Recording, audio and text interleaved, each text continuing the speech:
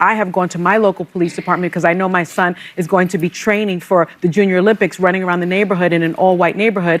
And I have brought him to the police and said, he belongs to me. This is my son. Do not harass him. Do not stop him. God bless. This is not a kid who's ever in trouble. It's an innocent mistake. I understand you have to. My name is Sunny Hostin. I'm one of the co-hosts of The View. And I'm former federal prosecutor. She goes on to say, and we were just talking about this, but she goes in detail and says this several times. That's my son. How does that saying go? Rules for thee, but not for me? Yeah. Well, we all know the harpies on The View have spent years lecturing Americans on how no one is above the law. But newly released body camera footage shows that those rules only apply when they themselves aren't involved. Just watch. Don't forget to subscribe. Host Sunny Hostin is facing backlash after newly released video shows her seemingly trying to convince a police officer to let her son off easy. It happened in New Rochelle, New York last month after police stopped 23-year-old Gabriel Hostin for allegedly trespassing. Watch. How you doing? He was walking along the tracks. Just on a run, on a walk, and the gate was open. He's on the phone with me. Actually. I'm a former federal prosecutor. Yeah. He knows. He's a Harvard grad who teaches fourth grade geometry to kids. God bless. This is not a kid who's ever in trouble. It's an innocent mistake. I understand you have to give him a violation. All right, now Gabriel was issued a summons and released. He's due in court next week, but critics are slamming his mom for repeatedly reminding officers about her legal background. Critics also say that she's a hypocrite after spending years insisting that everyone should be treated equally under the law. I think no one is above the law. Yes. He committed a crime, and now he will pay the consequences. We always say that we want everyone to be treated across the legal spectrum in the same way, and that we want the law to apply equally in the same way. There seems to be two systems of justice at play in this country, and there have been for a very long time. He would be held criminally responsible because no one is above the law. No one is above the law. No one is above the law. What we saw wasn't all of it. There was more. Well, you have to listen to the call like from start to end because it's body cam, but it's a call.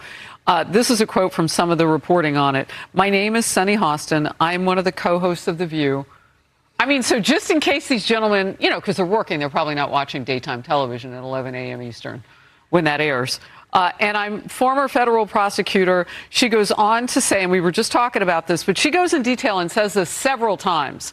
That's my son.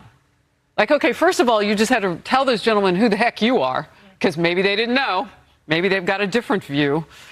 He's a Harvard graduate. He doesn't have a criminal record. So she's laying out a case before them to keep them. And she's like, do you have to put handcuffs on him? Well, that's kind of how this works. So apparently, Cloudy Hostin, who, in my opinion, looked a little drunk or intoxicated in some way, considering all the slurring she was doing, felt the need to remind the police that she's a former federal prosecutor. Why are we not surprised? And then, of course, she had to pull out her celebrity status by letting them know she was also a co-host of The View, as if that would garner her son special treatment.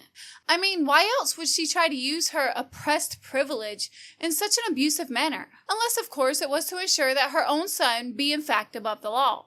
And why did she even have to remind them of who she was? Because according to her, she already made sure to let them know he was untouchable. As a mother of black children, I know that black boys are not given the presumption of innocence and the presumption of youth. She's calling the police and saying they're trying to steal her car and they're 11 years old. They don't know how to drive.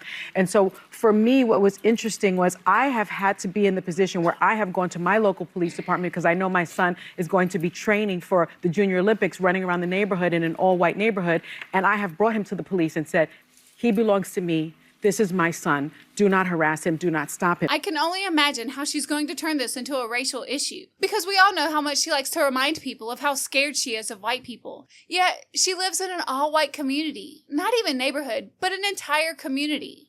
And let's not forget that Sunny has spent years expressing her strong view on how no one is above the law and that justice should be applied equally to everyone and people should be held accountable for their actions. But as soon as her own flesh and blood got caught and arrested for trespassing, suddenly those rules no longer apply. What seemed to be important at that point was her legal resume, her celebrity status, his Harvard education, and every other privilege she could think of. But why bring any of that up in the first place? Why should those officers care that she's a former federal prosecutor or that her son went to Harvard? Unless, of course, she was looking for some type of special treatment, because in her mind, her oh-so-oppressed status matters.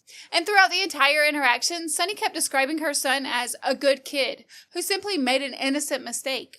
But the only problem is, he's not a kid. He's a grown man. And if you're old enough to graduate from Harvard and old enough to teach 4th grade, then you're old enough to accept responsibility when you end up somewhere you're not supposed to be. Now, whether he intentionally trespassed or not, the legal process can determine. But then again, isn't that the entire point of having laws? I'm not even surprised Sunny made sure the officers knew she was a former federal prosecutor, like she makes sure everyone who crosses her path knows she's a former federal prosecutor. But just think about how stupid that sounds. What does her career have to do with her own son's negligent actions?